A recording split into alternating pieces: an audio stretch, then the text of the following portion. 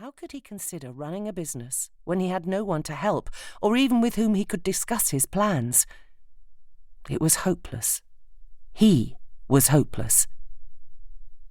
He heard someone running towards him and began to move away, but as the approaching footsteps slowed to a walk, he turned back for one last look at the mess that was to have been the beginning of his splendid new life.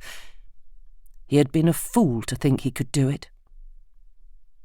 The footsteps drew nearer, then stopped, and he heard a woman's voice mutter, "Damnation!" He turned to face the woman, now wildly waving her umbrella as she hopped about on one foot, trying to deal with a problem shoe. "Can I help?" he asked hesitantly. Even from the single word, he'd had the impression this was no helpless female desperate for a man to offer assistance. Then, as both umbrellas were tilted back to reveal the two people to each other, he recognised Megan Weston, once wealthy, spoilt and very confident, and wished he hadn't spoken. Megan Fowler Weston was certainly no helpless female. In fact, with her overbearing, dogmatic personality, she was someone who unnerved him completely. "Miss Weston, have you hurt your foot?" he asked. "Broken the blasted heel!" Edward wanted to run away, make some excuse about an important appointment, but he couldn't. Unwillingly, he offered his arm.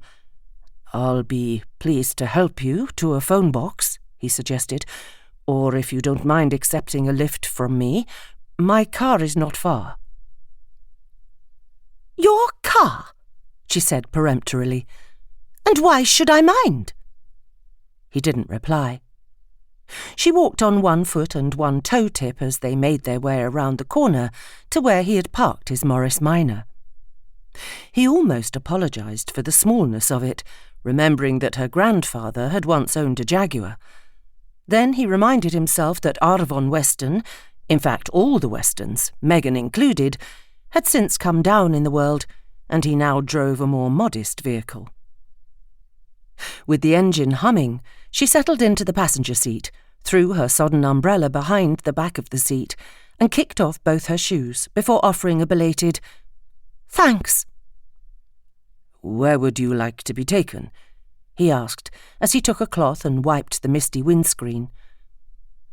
"Somewhere miles from Pendragon Island, from choice." He hesitated, his hand on the indicator. "North? South? East or west?" He smiled. Edward was rewarded with a rueful smile. "Sorry, I'm fed up with doting families, if you must know. Drive me home, will you?" He was given directions to Glebe Lane, where Megan lived with her parents, and set off through the heavy rain, which had emptied the streets of traffic. He wanted to ask her what was wrong, but didn't know how to begin. He knew she was expecting a baby out of wedlock, of course. That had been the source of gossip in the kitchens of Montague Court for weeks. His sister, Margaret Jenkins, was having an affair with Megan's uncle Islwyn, which was another source of kitchen gossip, but only when his sister was not around. Groping around for a safe subject, he dared to ask, "When is the baby due?" then wished he hadn't. "August," she answered easily. "It seems a long way off, too far off to start worrying about it yet, but my mother and grandmothers Weston and Fowler are fussing as if I were the first person ever to produce without the supporting arm of a husband." "You don't want to marry my cousin?" "Edward, you've just gone up in my estimation." "Why? What have I said?" "Everyone presumes that it was I who was left in the lurch, whatever that means. No one has considered that I did not want to marry Terrence. You are the first to suggest it. Thank you."